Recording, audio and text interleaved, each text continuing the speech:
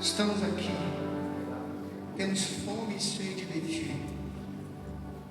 Que noite preciosa, que noite ímpar. Mas nós sabemos que ainda tem algo para nós aqui. Eu sei que ainda tem algo do céu para ser liberado neste lugar. Fale ao nosso coração, Deus. Fale ao coração da igreja. Nós quebramos agora em nome de Jesus todo espírito de incredulidade, de paralisia, todo espírito que vem para trazer cansaço, sono. Eu profetizo agora em nome de Jesus. Amém. Amém, querido. Abra sua Bíblia comigo no livro de 1 Reis, capítulo de número 17. O tema dessa mensagem, eu queria que você repetisse comigo. Tema, pode pôr aí. Deus está totalmente envolvido no milagre, querido. Deus faz parte do processo. Eu queria que você repetisse comigo esse tema. Diga comigo: Deus é sócio no milagre que você espera. Olha para essa pessoa do lado e diga: Deus é sócio no milagre que você espera. Olhe para a pessoa do outro lado e diga: Deus é sócio no milagre que você espera. Sabe o que é lindo, querido? Isso é maravilhoso. Porque sociedade, irmão, é uma coisa que os dois sócios estão torcendo para dar certo. E Deus está torcendo para você dar certo, amado. Se tem alguém que torce para você dar certo, é o Senhor. Esse texto vai parecer um pouco desconexo, mas você vai entender. 1 Reis, capítulo 17, versículo de número 1, diz assim: Então Elias, o tesbita, dos moradores de Gileade, disse a Acabe: Tão certo como vive o Senhor Deus de Israel, cuja face perante a face estou. Diga comigo: nem orvalho, nem chuva haverá nesses anos, segundo a minha palavra. Diga: segundo a minha palavra. Diga de novo: segundo a minha palavra. Diga para o inferno ouvir: segundo a minha palavra. Diga para o céu ouvir: segundo a minha palavra. Você pode aplaudir Jesus?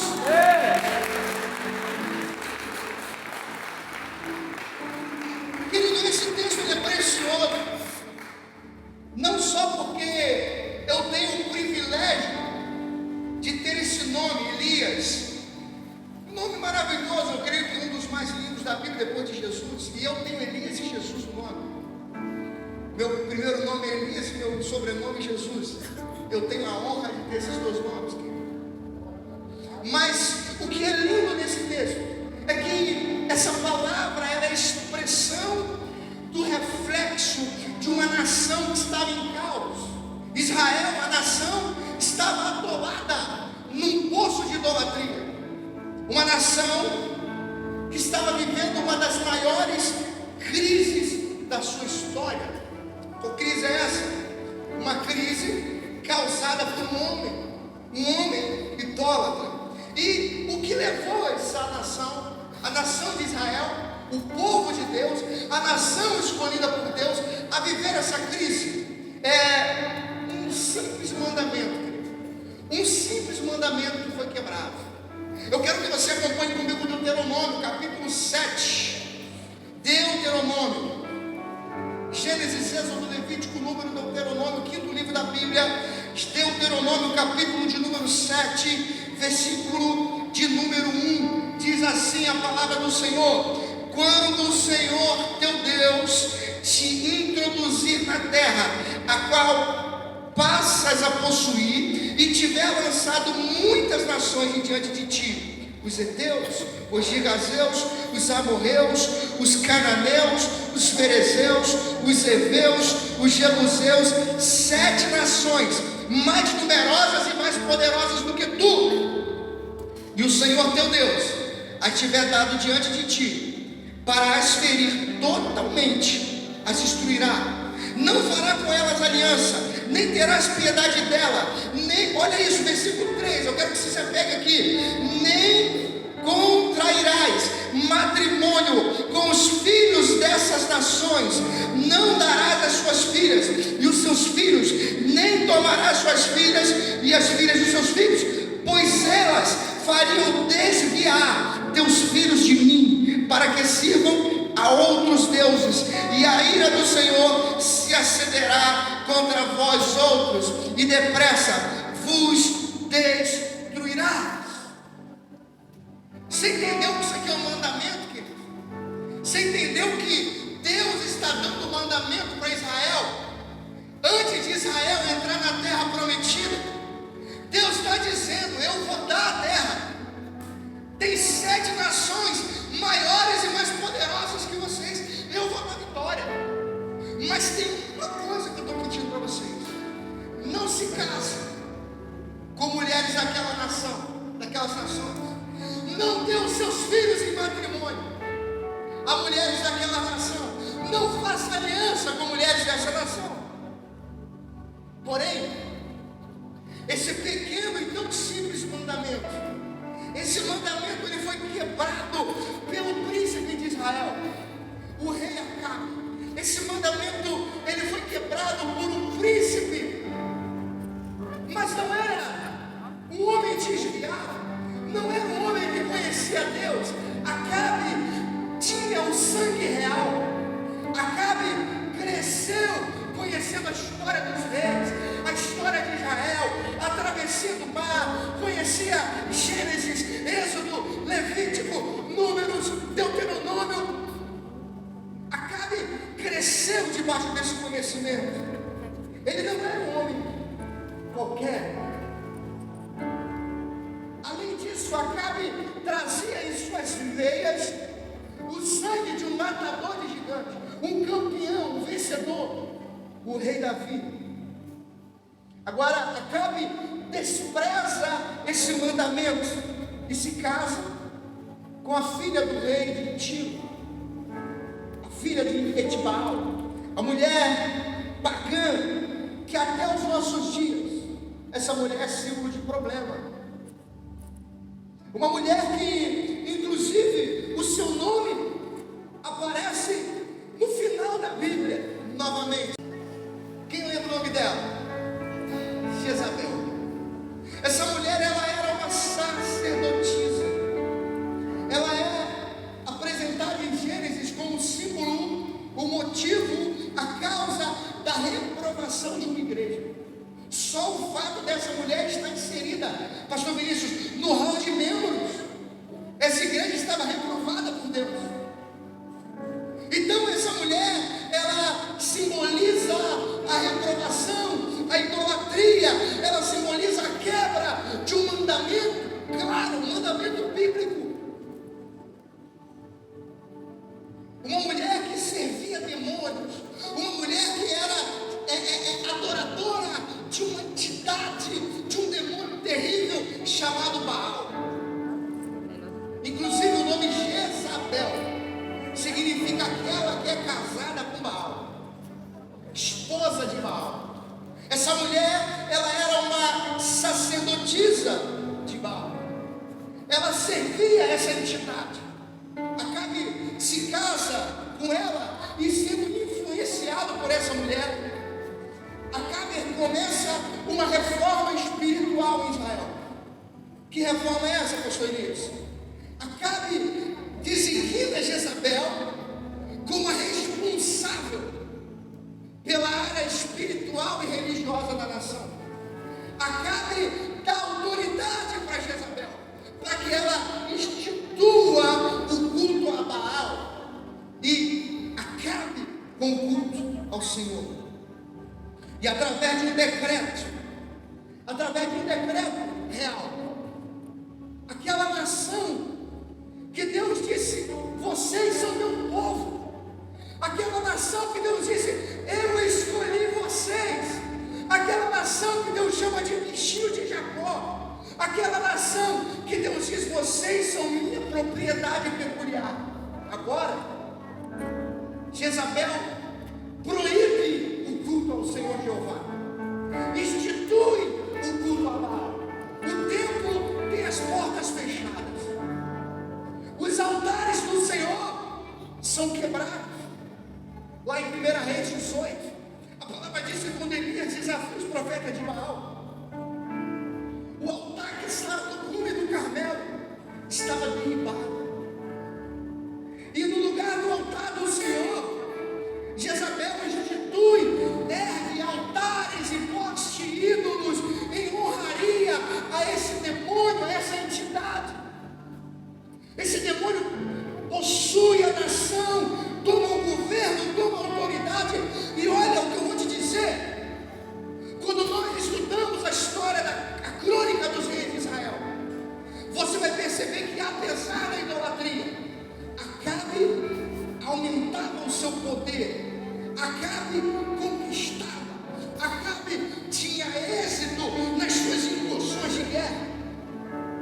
Acabe adorava aquela entidade, adorava aquele demônio, e como resposta ele crescia, ele prosperava, o ambiente tomado de demônios. E para Acabe estava tudo bem, porque estava tudo dando certo. E agora, querido, Acabe, ele estabelece marcos em Israel, para que o povo reverenciasse esse demônio, adorasse essa entidade. No livro de 1 Reis, capítulo, põe para mim, 1 Reis, capítulo 16. Se você puder abrir 1 Reis 16, verso de número 29, diz assim a palavra do Senhor: Acabe, filho de Omri, começou a reinar sobre Israel no ano 38º de Asa, rei de Judá, e reinou Acabe, filho de Omri, sobre Israel em Samaria 22 anos. Fez Acabe, filho de Omri, o que era mal perante o Senhor, mais do que todos que foram antes. Então peraí, olha para mim, o que Acabe fez foi pior do que todos os que vieram antes dele. E o texto prossegue, como se fora coisa só menos, andava os pecados de Jeroboão, filho de Nebate, tomou por mulher Jezabel, filha de Etbaal, rei dos Sidônios, e foi e serviu a Baal e o adorou. O que esse texto está dizendo? Acabe, ele se casa com essa mulher, ele serve Baal, ele adora Baal, ele institui o culto a Baal. Versículo de número 32, olha isso, irmão, é muito forte. Olha o versículo 32: levantou um altar a Baal na casa de Baal, que edificara em Samaria. O que Baal, Acabe fez? Acabe construiu um templo, um santuário, um ídolo em honra a Baal. Acabe fez também poste ídolo, de maneira que cometeu mais abominações. Olha essa palavra, para irritar o Senhor, Deus de Israel, do que todos os reis que foram antes dele. Olha o versículo 34: em seus dias, Riel, o belemita, edificou a quê? Qual cidade? Qual cidade? Por quê? Aí diz aqui, ó, quando lhe lançou os fundamentos, morreu Abirão, seu primogênito. Quando lhe pôs as portas, morreu Segube, seu último, segundo a palavra do Senhor, que falara por intermédio de Josué, filho de Nun. Então peraí, Josué tinha liberado um decreto que Jericó não seria construída. Josué tinha liberado uma palavra. Acabe, ele estabelece um culto, uma forma idólatra. E a primeira coisa que Acabe remove, pastor José, Acabe remove as 3 festas principais de Israel. Quais são? Diga comigo: Páscoa. A palavra Páscoa em hebraico significa Pêssah. A primeira festa que Acabe remove das 3 é a Páscoa. A Páscoa representa o quê? Celebração do povo na travessia do Mar Vermelho. A Páscoa é a celebração. Então diga comigo: Páscoa, festa do livramento.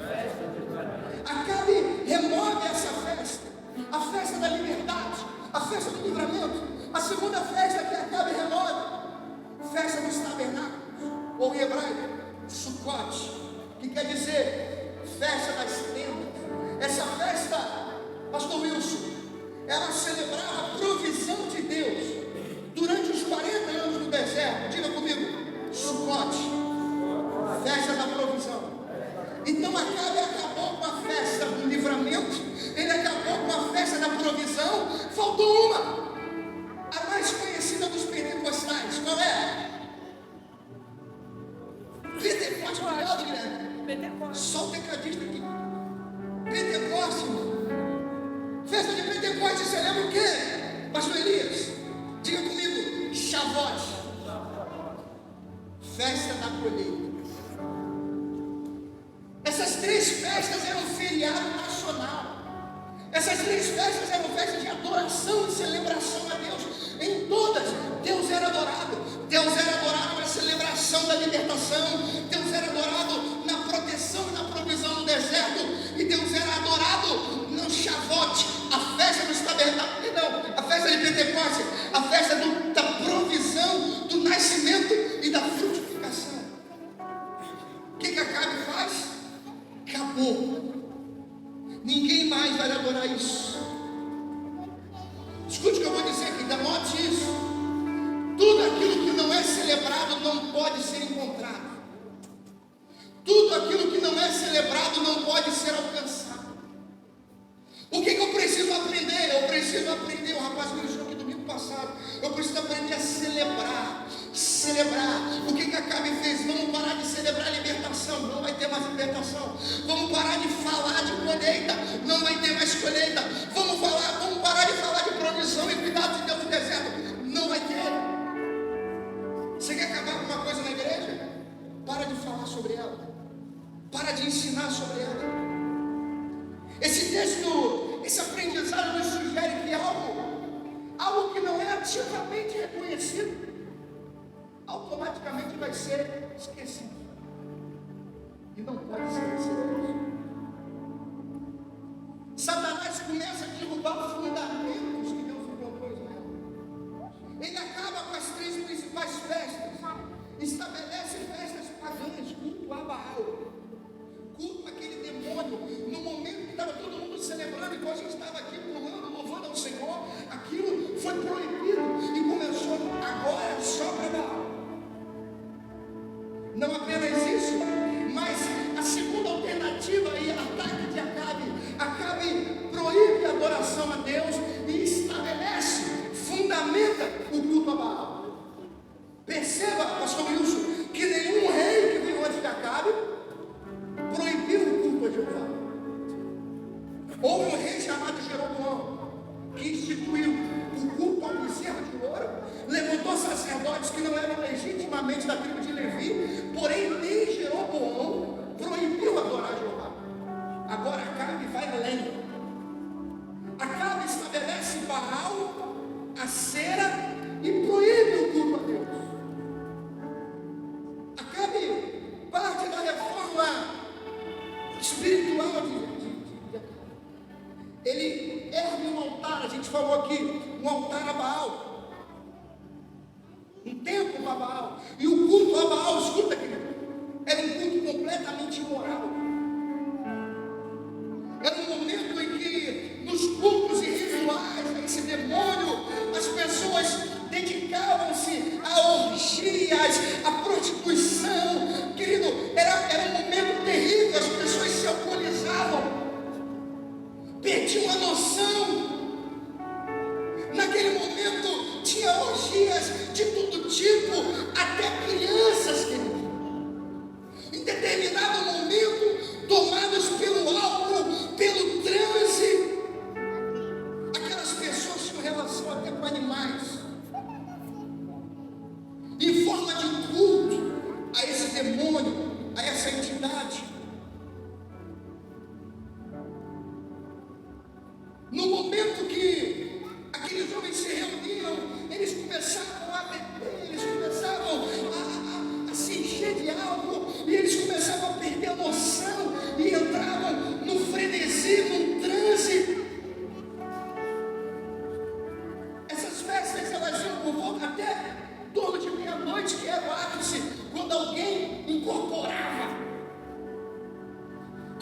era tomado por um demônio.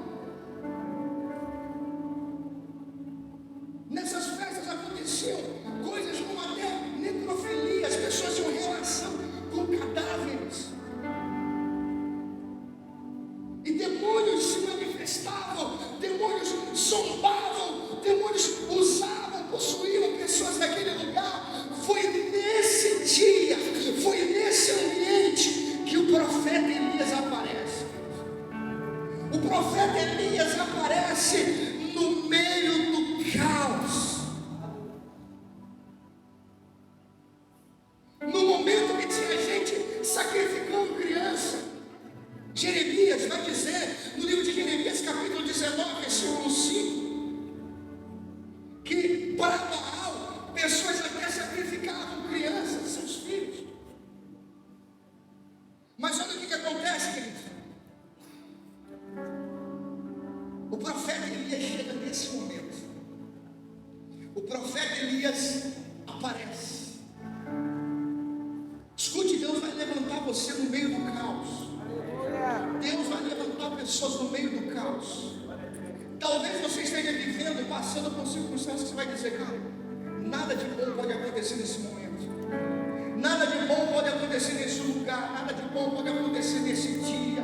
Mas Deus vai levantar uma voz profética nesse ambiente. Deus vai levantar profetas. Se tem profeta de Deus aqui essa noite, levante a sua mão e diga, Senhor, me levante nesses ambientes de diversidade. Use a minha vida.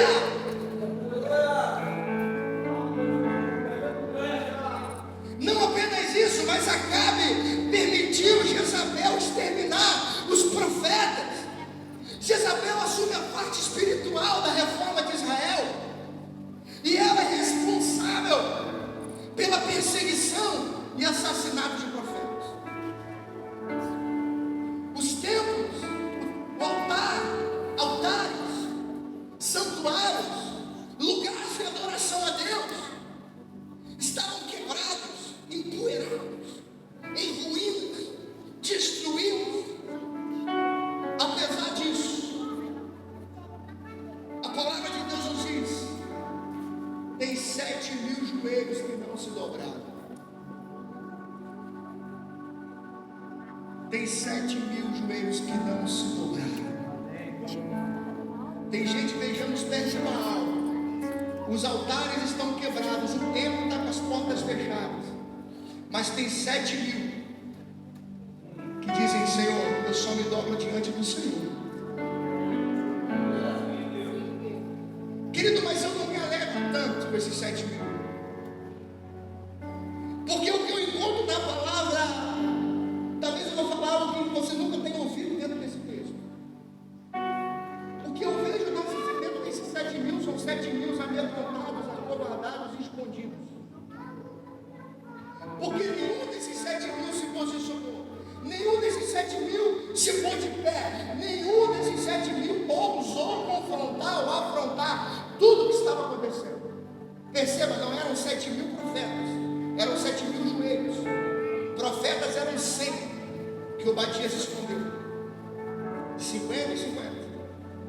Mas tinha 7.000 que davam o dízimo, 7.000 que vinham na consagração, 7.000 que não faltavam culto, 7.000 que gostavam até de visitar os filhos, 7.000 que trouxe a campanha do quilo. Mas o covarde que estava amedrontado, escondido, não se levantava diante de Acabe.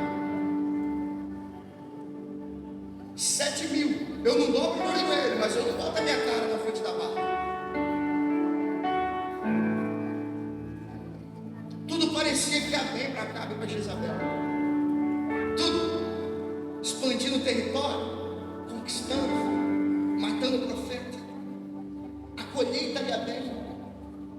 O gado crescia. O plantio, a colheita fluía. Escute o que eu vou dizer, querido. Deixa o Espírito de Deus ministrar na tua vida. Satanás vence a maior parte das batalhas na intimidação.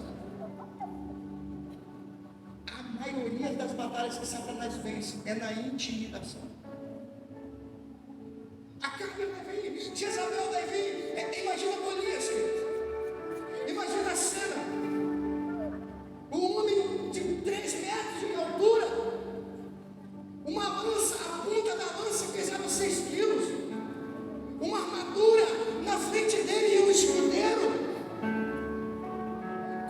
40 dias esse homem afrontou Israel só na base da intimidação.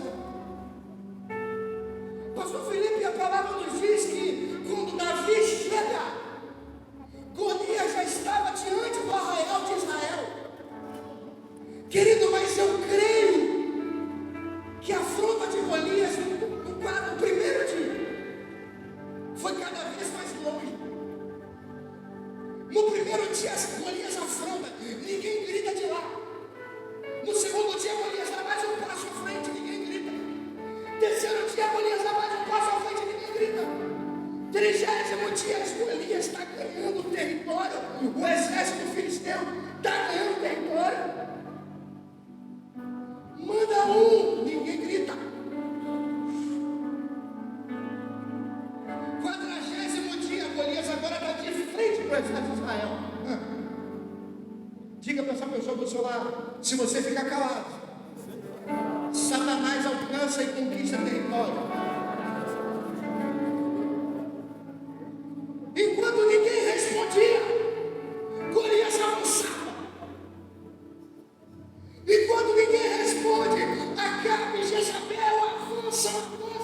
Enquanto não se levanta o homem de Deus, esse miserável que está roubando nosso país avança.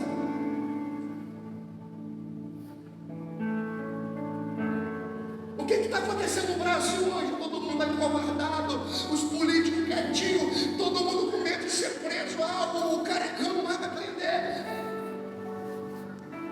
Enquanto ninguém fala nada, Golias vai avançando, um passo de cada vez. Enquanto ninguém fala nada, Acabe e Jezabel vão avançando, um passo de cada vez. Mas a palavra de Deus diz em Tiago, capítulo 7: resisti o diabo e ele fugirá de vós. 40º dia, Golias gritou de lá: Davi dizendo, quem é esse circunciso para enfrentar o exército do Deus vivo? Diga ele.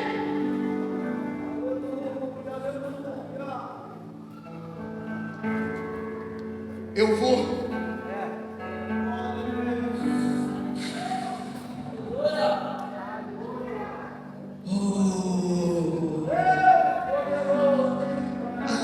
Diga para alguém do seu lado: acabou os passos do diabo.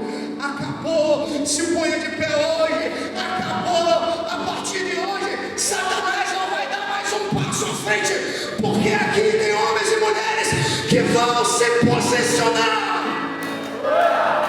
Pode aplaudir Jesus.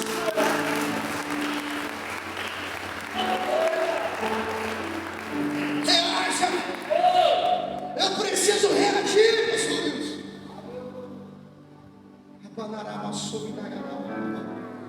Enquanto você continuar nessa passividade, a cada dia Golias vem lá e vai caminhando um passo por dia. Casamento não acaba de um dia para o outro. Casamento, cada dia o diabo vai dando um passo.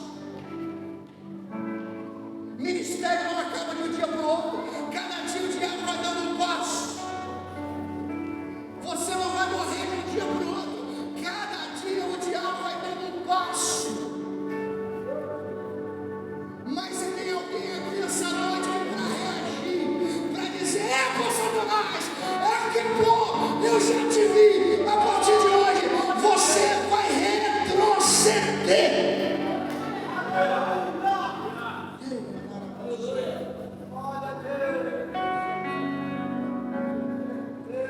Deus é sócio do milagre, irmão. Deus não é seu escravo, Deus não é servo, Deus é sócio. Imagina comigo uma coisa absurda de se pensar. Deus, o Deus eterno, tem uma necessidade. Como pode? Necessidade não é algo de quem é eterno. Deus tem necessidade. Ele é Deus. Ele é Senhor, Ele é Criador. Mas como eu posso explicar essa situação? Deus quer fazer algo hoje, irmão. mas alguém tem que se dispor. Deus está querendo fazer algo hoje. Deus está querendo fazer algo com aquela galera que está querendo se libertar das drogas lá. Pastor Wilson disse: alguém tem que se dispor. Alguém tem que se dispor. Deus quer fazer algo. É evidente que Deus ia fazer algo. É evidente que Deus vai fazer algo nessa nação, irmão. É evidente que Deus vai fazer algo nas ruas desse bairro. É evidente. É evidente que Deus vai fazer algo em São Gonçalo, nesse bairro cheio de igreja, mas também cheio de violência. É evidente que Deus vai fazer algo.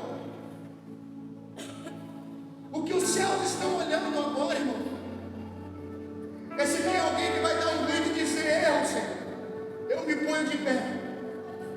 Usa-me. Usa-me. Eu quero ser um agente de milagres. Eu quero ser um agente de milagres. Elias aparece no meio do caos, onde estava todo mundo escondido, todo mundo amedrontado, tinha gente que tinha a cabeça decepada, estava tudo indo bem para o inferno. Mas quando chega um profeta, chega um homem de Deus, uma mulher de Deus, querida, a circunstância muda no inferno. O ambiente é transformado.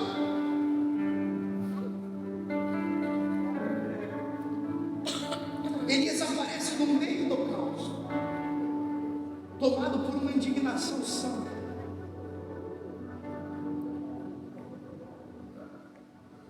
Talvez após um culto a Baal, talvez após aquele momento, pastor Vinícius, que aqueles homens estava todo mundo alcoolizado, saindo do meio daquelas orgias, pessoas já tinham estado em transe, recebendo aqueles demônios, pessoas com a boca suja de sangue, porque eles bebiam sangue de animal.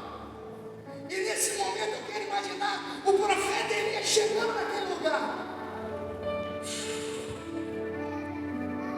Porque é evidente que Deus não vai descer do trono dele para falar com Acabe.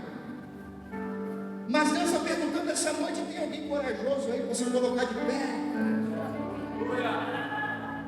Mas Deus está perguntando: tem alguém mais aí indignado? Naquele instante, Elias chega e libera uma palavra diante de todos que estavam presentes. E Elias diz assim: olha, eu libero um decreto, segundo a minha palavra, não haverá chuva de norte a sul, de leste a oeste, nem no orvalho. Perceba que Elias nem usa o nome de Deus. Por quê? Pergunta: por quê, pastor? Porque Baal era Deus para Acabe, sim ou não?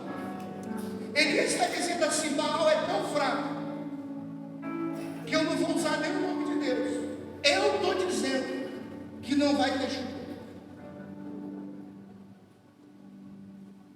Um homem que conhece a unção que carrega é usado no mundo espiritual. Pastor Felipe, um homem que conhece a unção que carrega é ousado. Quem? Baal. Segundo a minha palavra, perceba que Elias não usa o nome de Deus. Elias não recebe uma palavra profética. Elias não chega baixando no poder do mistério. Elias não chega dando reverência no poder do Espírito. Elias bate no peito e diz: eu estou dizendo. Quem está dizendo sou eu. Se Baal é Deus, eu sou homem. E como homem, eu estou dizendo que Baal não vai fazer chover. Só vai chover quando eu disser que vai chover.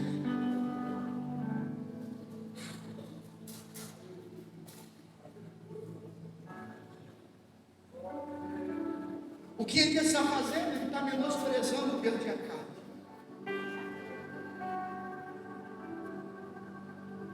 Você lembra de Gideão? A Bíblia diz que na casa do pai de Gideão tinha um altar. Gideão vai lá, Está em extinção, irmão, destruidor de altar. Gideão vai lá, decreta o altar. No dia seguinte de manhã, o pessoal chega, todo mundo se batendo, que houve? Alguém disse assim: vamos pegar ele, vamos matar ele. Aí o pai de Gideão fala assim: não,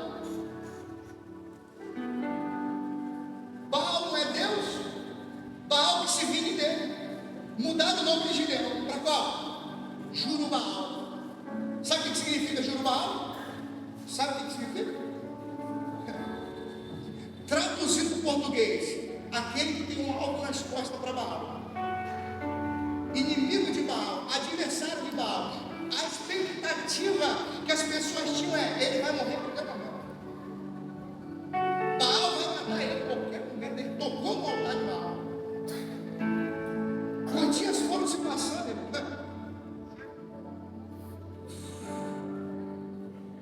Gideão não ficava gripado, não ficava com febre, não ficava doente, nada. Baal não tem força nenhuma.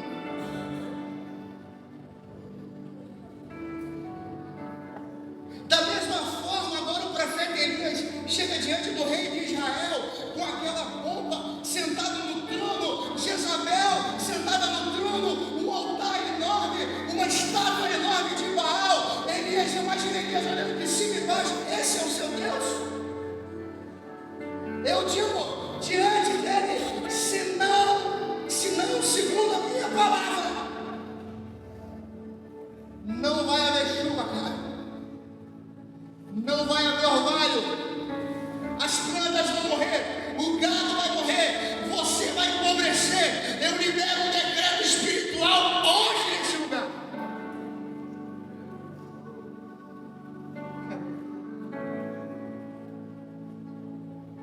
O que Elias está dizendo? Baal é Deus e eu sou homem. Eu não ponho nem o nome de Deus. Eu estou dizendo que esse demônio não pode parar você. Eu estou te desafiando a se colocar de pé hoje no mundo do Espírito e dizer: Satanás, a partir de hoje você não toca na minha finança, você não toca nos meus filhos, a minha família são gerações de pessoas debaixo de maldição, mas a partir de hoje eu quero dizer para esse demônio: você não vai tocar meu filho, você não vai tocar minha filha, eles são profetas, eles são bênçãos. Todo espírito de fracasso, de destruição, eu digo hoje no Espírito.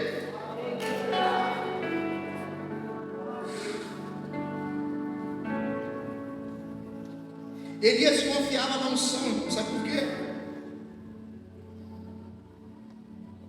E aqui eu quero terminar esse sermão. Deus é sócio do milagre. Deus não é funcionário. Todo milagre tem duas partes. Quando você abre uma sociedade com alguém, irmão, se tem uma pessoa que torce para dar certo, eu sou sócio. E numa sociedade, Daniel, cada um tem uma parte, cada um tem uma incumbência, cada um tem um papel. Quando eu digo que Deus é sócio no milagre, eu quero que você entenda uma coisa: escreve isso na sua Bíblia. Milagre não cai do céu. A única coisa que caiu do céu foi Satanás, irmão. Milagre é a consequência de alguém que se põe no lugar certo, no momento certo, com a intenção certa, liberando a palavra certa.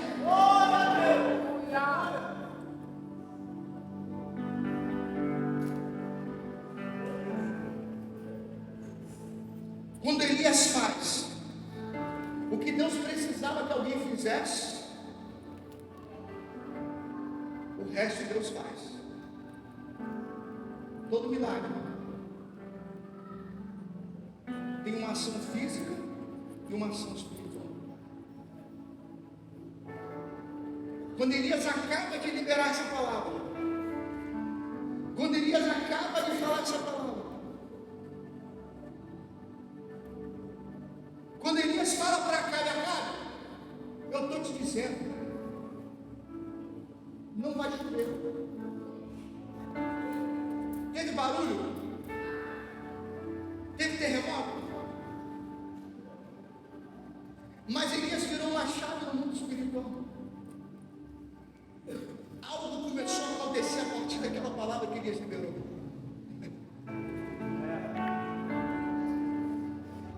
Eu te provo. A Bíblia diz que quando Elias acaba de falar com Acabe, no capítulo 18, olha o que diz.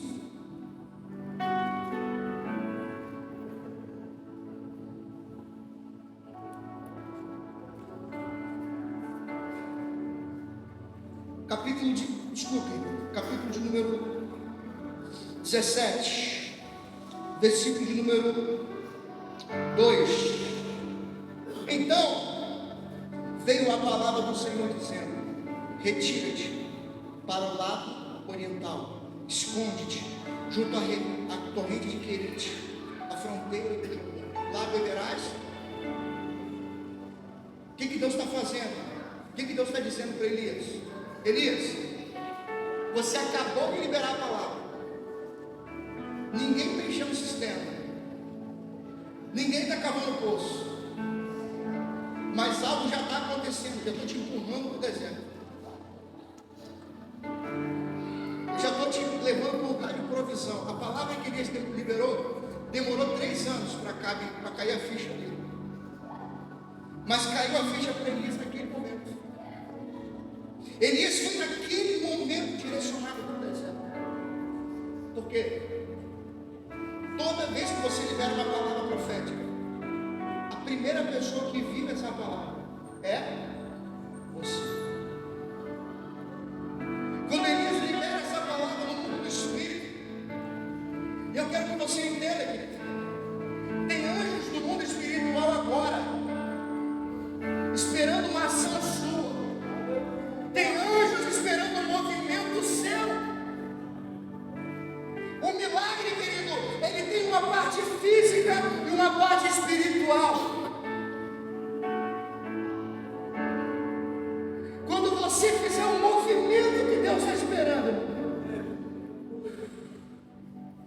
esses anjos vão se mover na tua direção. O que acontece com Davi? Não existe uma única linha na Bíblia. Deus mandando Davi enfrentar o gigante. Mas Davi fez o quê? Estava no lugar certo, com a intenção certa. Libera a palavra certa. No físico, Davi disse: eu vou enfrentar. No espírito, Deus disse: eu vou mandar o meu exército.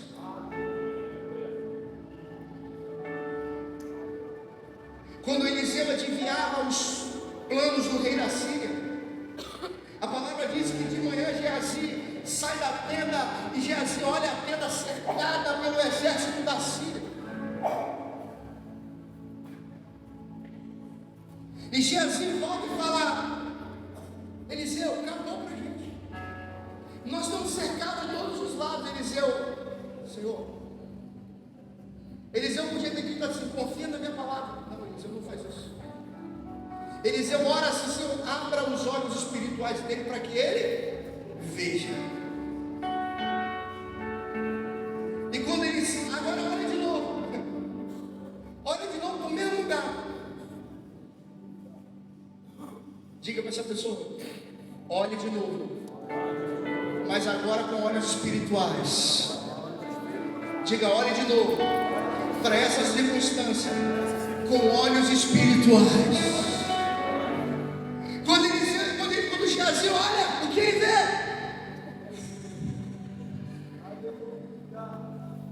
Um exército celestial, anjos de fogo, carros e carruagens de fogo.